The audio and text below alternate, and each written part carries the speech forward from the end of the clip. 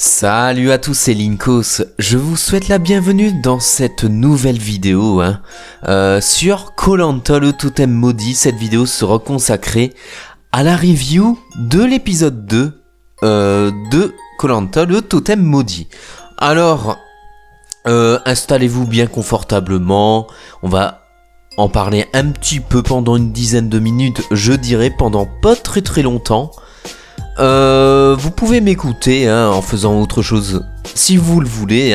Je pense que je ferai ces reviews, que je continuerai ces reviews en mode podcast. Enfin voilà quoi. Donc,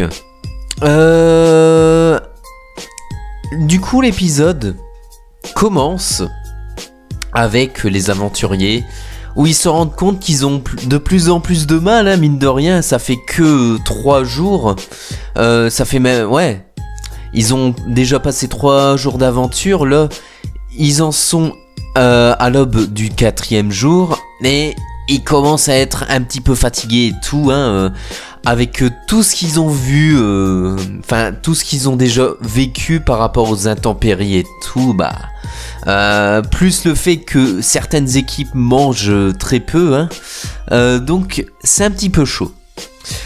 Alors, du coup, on revient chez les violets, et moi, Seta, elle est un petit peu triste de voir Céline partir, mais du coup, c'est pas non plus si grave, elle va devoir se remobiliser. Il y a toujours dans la tête des gens l'histoire du fameux collier qui n'est pas sorti, qui fait un petit peu peur aux autres, mais bon, voilà. On verra comment elle va s'en sortir, Seta, mais ça peut être chaud pour elle, malgré tout, vu que il y a une petite histoire de collier dans l'air. Ça concerne une personne, c'est pas forcément au beau fixe. Sinon, chez les vers, les vers, vraiment, c'est vrai que eux aussi, ils sont dans la galère, et c'est pas peu de le dire, parce que ça sera leur dicton un petit peu plus tard. Mais bon, il y a François, le pompier, qui essaie de remotiver les autres. On a beaucoup vu Jean-Philippe à l'épisode 1. Là, on verra un petit peu plus François. Donc pourquoi pas, ça fait plaisir de voir d'autres personnes. Du coup, voilà. Du coup, arrive l'épreuve de confort, qui fera d'ailleurs intervenir le totem maudit, donc le totem maudit apparaîtra à chaque fois lors des épreuves de confort. Premier épisode, c'était à l'épreuve d'immunité, mais c'était exceptionnel, il n'y avait pas encore de jeu de confort. Même si, en soi, l'épreuve initiale, il y a eu déjà le totem maudit. Du coup, il faut pas perdre, évidemment. Alors, qu'est-ce que c'est l'épreuve, en fait ?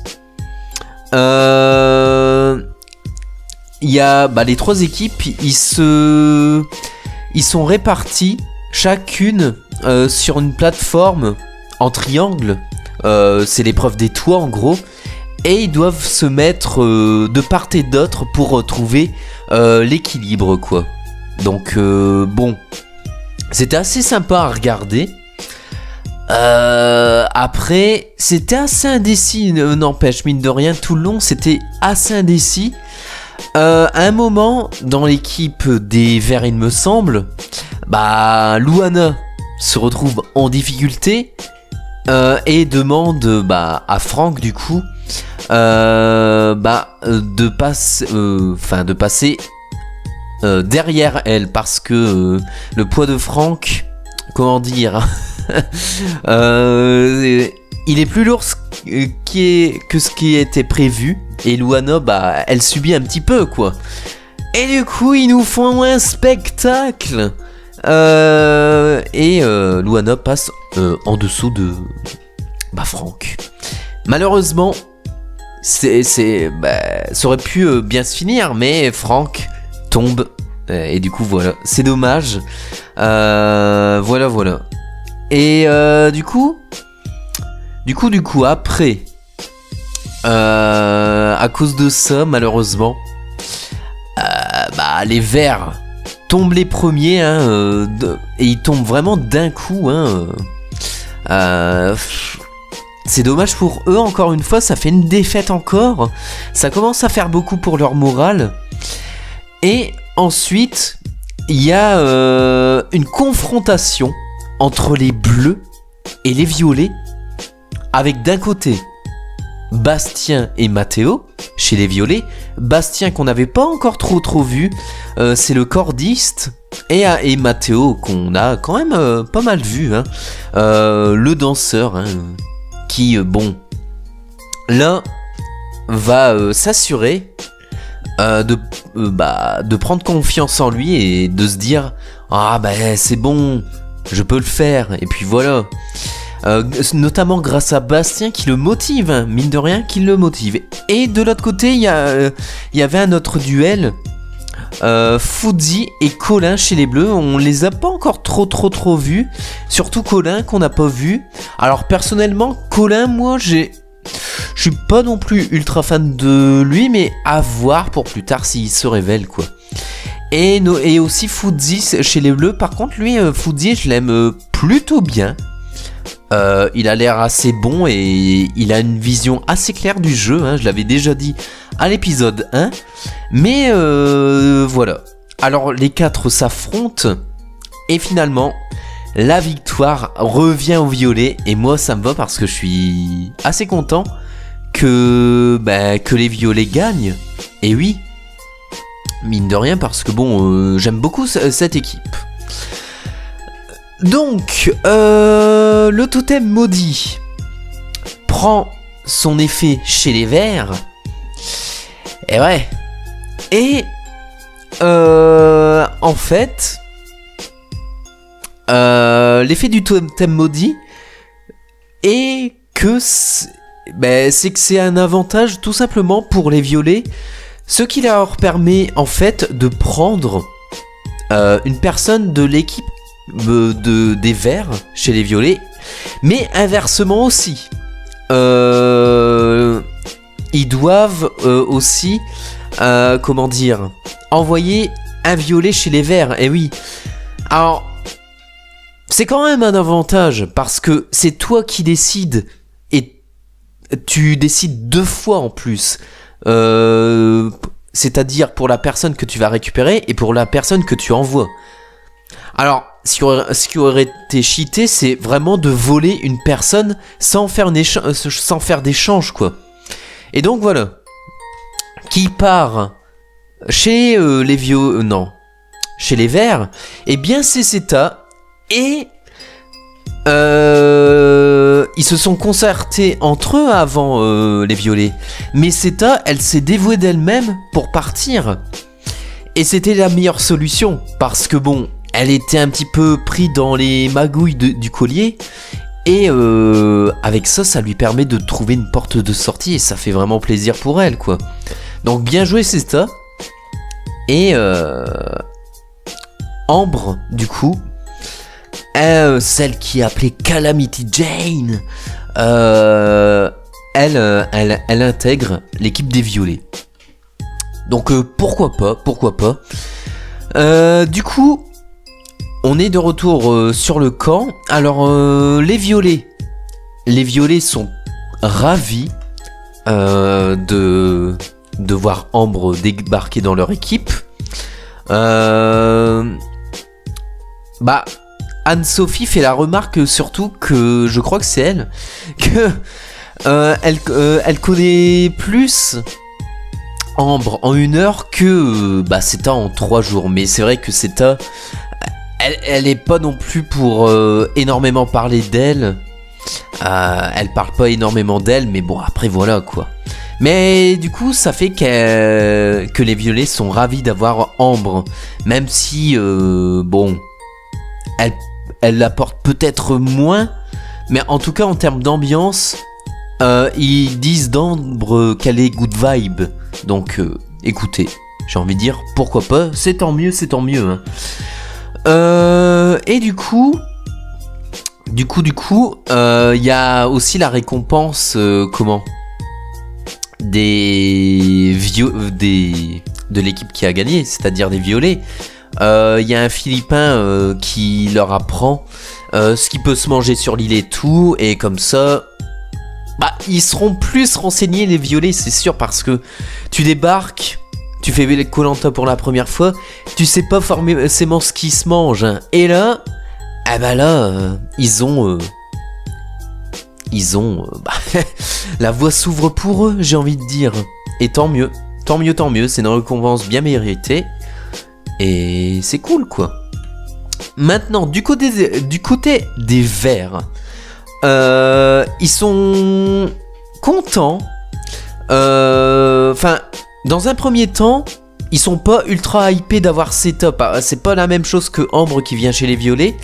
Mais au final, Seta se révèle un petit peu en tant qu'aventurière en survie.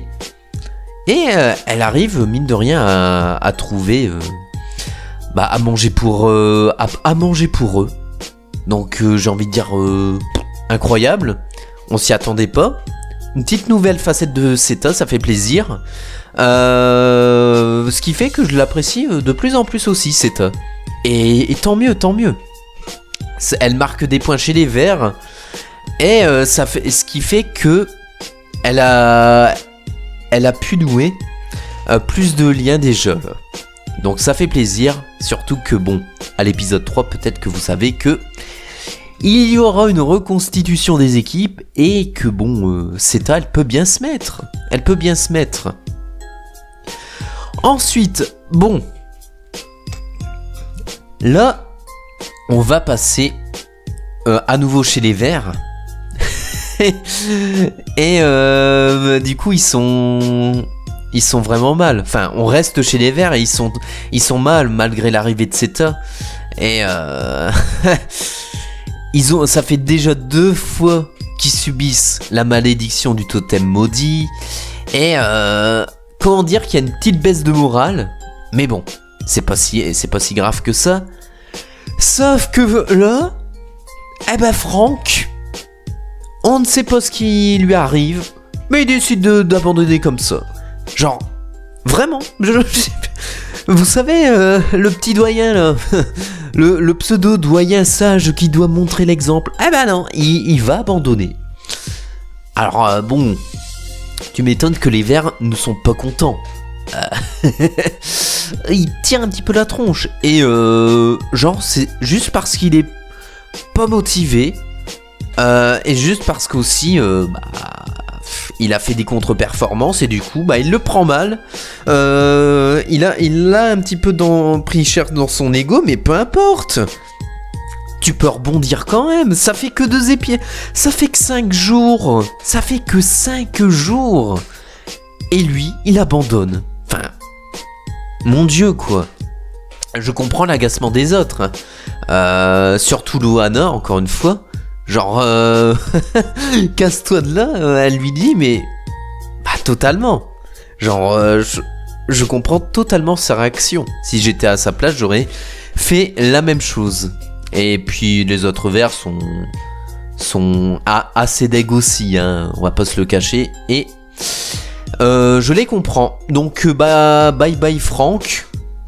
Genre, on le voit à nouveau devant Denis. Et et il part comme ça, sans trop donner d'explication. Enfin, d'explication.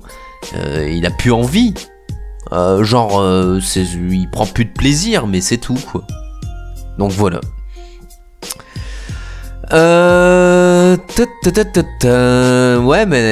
Du coup, il renie Franck. Tout le monde renie Franck. Et les verts, malgré tout, ils se disent il faut qu'on passe à autre chose, il faut qu'on reste entre personnes motivées et tout. Enfin voilà. Les bleus, il me semble qu'ils ont essayé également de faire du feu avec Colin et ils se sont tous relayés à un moment, mais ouais. On les a pas encore trop vus, hein. Je peux pas en dire grand chose. Mais justement, les bleus, ça nous permet de se faire une petite transition. Eh bien, ils vont s'illustrer. Les bleus notamment grâce à Benjamin. Pourquoi? Eh ben, tout simplement, comment? Les bleus, enfin, l'épreuve d'immunité consiste tout d'abord à dérouler une corde, en fait. Donc, Benjamin est à la manœuvre. Il va dérouler la corde de manière très très très rapide. Hein. Je ne sais plus qui avait pour faire cette tâche-là. Je crois qu'il y avait les violets. Mais je suis pas. Ah, qu'est-ce que je voulais dire? Oui, il y avait Stéphanie des violets qui devait faire la même chose et je ne sais plus qui. Mais bon, c'est pas grave. Du coup, les bleus, ils sont vraiment en avance, quoi, grâce à Benjamin. Ils doivent faire un petit parcours à la nage là et rapporter une pièce pour ensuite mettre cette pièce dans un tourniquet. Et le but, c'est que en fait le tourniquet fasse un tour, fasse 360 degrés, et que les pièces de bâton, quoi, eh bien, ils ne soient pas gênés, que ça gêne pas tout simplement le tourniquet en fait. Et ce sont les bleus qui gagnent. Et ensuite, il y a un petit duel à la fin entre les verts et les violets. Tout d'abord, les violets, ils sont contents, ils croient qu'ils ont fini l'épreuve, alors que non, Ambre, elle avait oublié une pièce. Enfin, elle tenait sa dernière pièce dans la main au moment de la victoire, mais non, c'est pas une victoire. Et du coup, ce sont les verts qui se sauvent in extremis, et les violets, malheureusement, ils partent au conseil. Alors, imaginez, Ambre, elle a fait exprès d'envoyer les violets au conseil, parce que bon, je vous rappelle qu'elle a reçu un bracelet d'immunité. Enfin, peu importe, un truc d'immunité, quoi. Une amulette d'immunité. Oui, bref. Et Setos était pareil aussi de son côté. Du coup, elle peut pas être éliminée, histoire en fait de s'intégrer dans son équipe. C'est normal, quoi. Et ouais, du coup, malheureusement, les violets vont au conseil. Du coup, il y a les personnes chez les violets hésitent entre Stéphanie et Mathéo. Malheureusement, pour Stéphanie et Mathéo, c'est un déchirement pour eux deux, parce qu'ils savent que l'un d'entre deux vont partir. Ils se mettent à chercher un collier, hein. Et ils trouveront rien. Ouais. Du coup, ouais. Mathéo, c'est dommage parce que les autres le perçoivent vraiment comme pessimiste, mais en même temps, il a brillé lors de l'épreuve de confort, donc limite, au lieu de l'enfoncer et de trouver une excuse pour l'éliminer, il devrait l'encourager. Mais ouais, et ce qui est dommage, parce que l'équipe violet, en vrai, je les aime beaucoup. Il y a beaucoup de personnalités différentes et attachantes dans cette équipe. Et c'est dommage de voir, du coup, Mathéo partir. Et c'était assez serré au niveau des votes. C'était 3-4, 3 Stéphanie et 4 Mathéo, il me semble, ou je ne sais plus. Je pense que c'était ça. Et du coup, voilà. L'épisode s'arrête là. On voit l'extrait pour la semaine prochaine. Donc il va y avoir notamment une épreuve de confort individuel, ce qui débouchera certainement pour les gagnants, j'imagine, à la reconstitution des équipes. Voilà. Écoutez, j'espère que ça vous aura plu. J'ai bien aimé l'épisode pour ma part. Encore une fois, dans la lignée du premier.